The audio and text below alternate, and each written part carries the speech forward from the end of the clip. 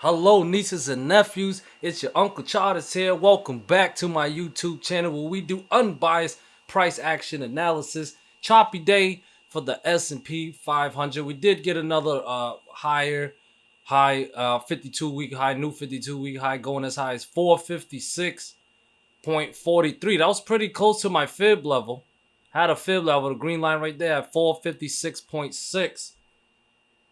Few cents shy of the target. That happens sometimes, right? A lot of times you should look at these levels as more like zones. Give them a little buffer. Sometimes they overshoot the levels. Sometimes, they undershoot the levels. Happens. All right. Yeah, choppy day here. But as you guys can see, the levels, man, 1.786 fib levels at 453.89. I gave it a zone 453.5 to 454. Worth mentioning the dark pool order, which came at 2.4 billion in premium, is at 454.11. So very close to my support zone. That's definitely a level to watch. If you are bearish, you definitely want to see SPY break down that level and treat that level as a resistant to put the next fib level in play at 451.75. Okay, we got to watch the behavior of the S&P 500, the price action behavior. Lately, we've just been breaking out resistance. We broke down some support level, but then recapturing it, giving us the false breakdown setup, and then breaking out some more resistant level. That is the behavior right now. Price action is bullish. The trend is bullish, but for how much longer? Okay, I cannot answer that, but I know someone who does, and that is the price action, okay? We have to be willing to wait for the price action to communicate with us using these levels. So as I said, watch the behavior of the price action. If you're bearish, you want to see breakdowns of supports. Breakdowns of supports, rejections from resistant level. Those are the behaviors that you want to see. Right now, that's not what we're getting. We're getting, breakouts of resistance, breakout of resistance, testing resistance, and then basing under resistant. Okay, when it chops below resistant, it's not a very good sign of bearish selling pressure. Strong bearish selling pressure, it tests a resistant, rejects, and then break down a support. So from here, we got pretty close to testing that next fib level, and we got selling pressure around that zone.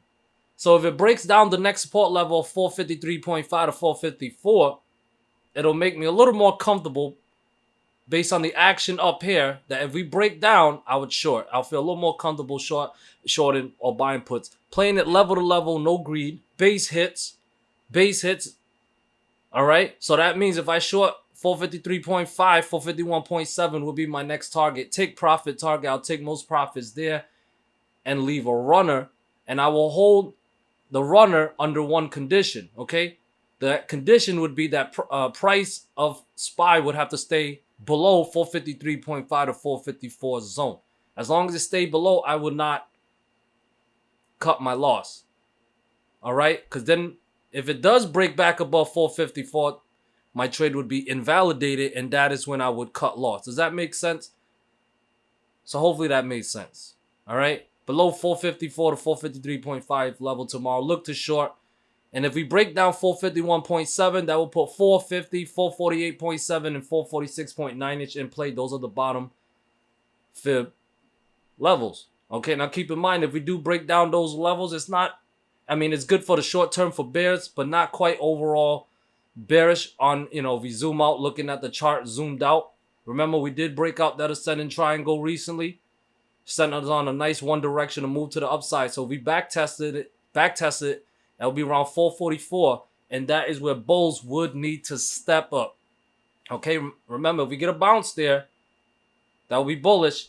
And if it recapture any of the resistant levels or any of these fib levels, I would definitely look to long and play the false breakdown setup. Okay, but that's the bear case scenario. If we bounce down, drop down, pull back, 453.5, 454 needs to fail to trigger puts and start off the pullback.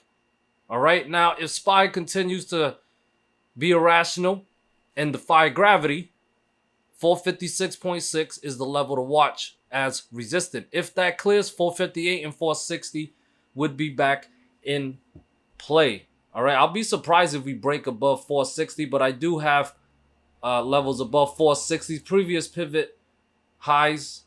All right, 462. You guys can see here that was a previous pivot high back from March 29th of last year, 462, and then 465.5 to 466 zone above that. All right. So if SPY wants to defy gravity, it needs to clear 456.6. In my opinion, a pullback would be healthier, or even some chop sideways action would be healthier. But like I say, follow the price action. Don't try to argue it. Catch those level-to-level moves. Secure the bag. Reset for the next day and just move on. Triple Q here. Got very close to touching that 388 level. Went to 387.98. Gave me 2 cents shy of my target based on this fib level up here. Then reject it. The next fib level is at 384.8. If that fails, guys, we could be pulling back down to 383.5, 382, 380.5, and 378.6. Please add these levels to your charts. All right. Now, if it stays above 385 tomorrow, you guys can try long in 386, long above 386, targeting 388, and if 388 clears, 390 and 392 would be the targets above. All right, level to level. All right, keep it simple. Below 384.8, that's possible pullback with lower targets in play. If it stays above 385 tomorrow, you can long above 386 with upper targets in play. IWM still looking overall bullish. Hit my 197 level. Okay, if that clears tomorrow, if it clears tomorrow, 197, 199, and 201 would be in play. Above 201 is 203.4. If we want to be bearish, like I said, we got to wait for breakdowns of support starting with 195. 195 breakdown, I was short with 194, 192.9, 191.5, and 189.2 as my lower targets. Tesla. Let me see if TradingView. Okay, so Tesla reported earnings. They did good with earnings, guys. All right, they did good with earnings. We can see in the the aftermarket here, it back tested that multi-year trend line as the support is bouncing. Hasn't made up his mind. No NVDA-like type reaction. All right, so we'll see what happens tomorrow with the price action. All right, look to long above 295. Look to long above 295 with 300 and 305 to 304.5 zone in play. All right, I have support at 289. If that fails, we can short that with a back test of the multi-year trend line at 284.3 in play. Below 284.3, bears take control with 279.5 in play first, and then possibly lower targets below that. All right, remember, bears take over control below 284.3. That's a false breakout of my multi-year trend line, this orange trend line right here. As long as above, bulls have a shot of more upside, but it needs to clear 295 and 300 to trigger more upside. Microsoft gave us a chop day today, all right? I had that level at 357.6. It broke it down end of day. False breakout setup. Now, to show follow through and take this false breakout setup more serious, it needs to break down support at 351.3. If it does, I'll take it more serious. And lower targets would be in play, 347 and 344. If it recaptures 357.6 tomorrow, that's a false breakdown setup. Look to long with 362 and 366 in play. Okay, here is Apple. Finally, it hit some of my targets, 196 and 198, before rejecting back a little bit. All right, not much of a rejection. Overall bullish, okay? The trend line here is at 190 now. Breakdown levels at 190. Bulls are in control above 190. Bears take control below 190. Okay, let's try to simplify this, guys, and just follow the price action. As much as it don't make sense sometimes, our goal is just to get a green P&L and end the day on a good note. Okay, now if it clears and closes above 196 tomorrow, that will be bullish. 198, 200, and 202 would be in play. Above 202, I don't have any levels for Apple until 208. Okay, I'm just going by the fib levels, unbiasedly reporting them. Okay, if it can't clear 196, watch for support Support is at 193. If 193 fails, then the big test at 190 would be in play. We've been bouncing on this off this orange trend line all year on Apple. Can it continue to do it? It has earnings coming up. Yeah, August 3rd is in a couple of weeks. All right. So remember, above 190, bulls in control. Below 190, bears take control. And below 190, I got 188, 185, 182.5, and 180 as targets to the downside. NVDA, overall chop day. Of all the most beautiful moves we had on NVDA and all the beautiful days we had, today was the least impressive. Very choppy, not much volatility compared to the previous days. You know, it had some decent, you know, $2 increments, $3 moves, but you know, you guys can see here, pretty choppy day. Now 474 is a resistance level. That's my 178.6 fib level. We broke that down today. If you're a bull, you want to see that level recaptured long above 474 to put 477 in play. That's my yellow trend line right here. If it breaks 477, that's a breakout mode with 480 and 483.3 in play. All right, 466.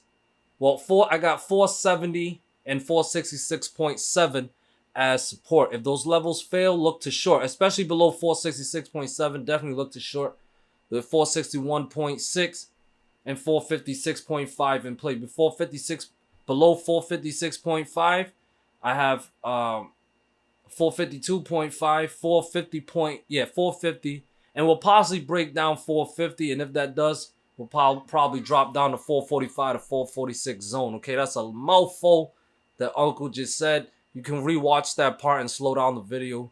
Add these levels to your chart, guys, and look to react tomorrow. Amazon didn't quite fill the rising channel to the top yet. It did get as high as 135.99. The top of the rising channel is at 137.4 now. It, you know, 1 cent shy of that 136 target. I had one of my levels on 136, pretty decent. It did clear a fib level today, which is 134.3. That's my 1.786 fib level. As long as above it tomorrow, stay bullish. Let's see if it can test the top of this rising channel at 137.4. Now, it doesn't have to, and if it doesn't, that's a sign. The sign that we'll be looking for, if it doesn't, would be a breakdown of 134.3. That would be a false breakout, and we'll likely head back down to 131, the support of the rising channel. Below 131, bears take control. With 130, 127, and 124 in play first, okay? What's next? I had a viewer ask me to cover Netflix. Holy moly, Netflix. For some reason, TradingView is not showing. Did they have earnings today? It's not showing me the results of the earnings, but we did get a dump end of day. Definitely check out, look up what they did for earnings, what they got for earnings. But this is a price action channel, and what I'm seeing right now is a dump at the end of the day, right? We have a support level, 1.786 fib level. It's at 453.3, okay? Getting some buying pressure there, okay? If you're a bear and you want to see this dump continue, this fallen knife continue, look to short below 453.3. If that level breaks down, of course, and it would be a big move to the downside. First move would be 447.5, 441, and then 437.7. That's a very nice move. Now, if it stays above this level, okay, 453.3, there is resistance at 460.5. If that recaptures tomorrow, look to long, and it could possibly pop up to 470. Well, these, I'll have to go to a smaller time frame to look for more pivot levels. Okay, so if it clears 460.5, I would have 465, 468, and then 470-ish in play, and above that would be 473.5. A recapture of 473.5 would be a recapture of this fib level, and that would be pretty bullish, okay? So remember, below 453, bearish on Netflix, all right? If it recapture 460.5, look to long. At least until 473.5. If it can't clear that, that's, you know, overall bearish, might want to take profits. All right, AMD Still within this bear flag here, guys. Still within this bear flag. It's consolidating. Can't make up its mind what it wants to do. Hopefully, anyone who longed above 116.5, hopefully you guys were able to take profit around above 120 before it just dumped like this. Okay, so levels 116.5, and then I got 114.8 as support based on the bear flag. Below 114.8, bears take over 112.3, 109.5, and 105.7 in play. Okay, we need a bounce here. If you're a bull, you want to see a bounce here, look for the recapture or clear 118.5 to put 120 or 122.5 in play to 123 zone. Above 123 would be a breakout of this rising channel. Of this bear flag, put in 125-ish and then 127.7-ish in play next. All right, guys. So we looked at the dark pools at 454. Here is the option flow. Filter it for 500K premiums or above. Check the 1 month out expiration date. All right. So it's overall still bullish for the short term. Triple Q was bullish for the short term. IWM, nothing for the short term. Tesla, bullish for the short term. Netflix, bullish for the short term, even though we got a big dump, guys. Interesting. NVDA, bullish for the short term. AMD, nothing. Amazon, bullish for the short term. VIX, nothing for the short term. All right, so overall, guys, as far as the short term goes, the option flow is overall bullish. All right, guys. Thank you guys so much for watching. Uncle Chartis out.